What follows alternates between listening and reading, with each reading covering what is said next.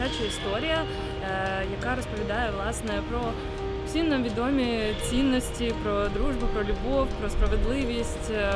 І я дуже рада, що нам вдалося особливо представити цей фільм. Протягом всього фільму мене не покидало враження, що я потрапив в той мій рідний казковий Крим, який є настільки справжнім, настільки своїм близьким, що просто це неймовірні відчуття.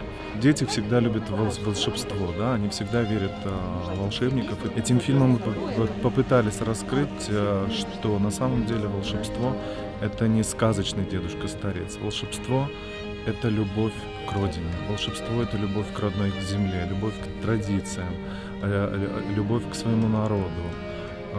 И вот поэтому эта работа для нас стала больше социальным даже проектом.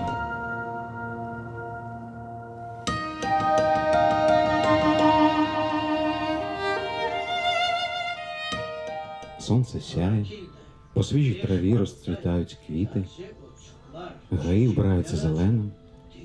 Чи ж то на свято? Що це для мене? Все. Тому що це Крим, і я, на жаль, зрозуміло, чому я не був в Криму вже 5 років.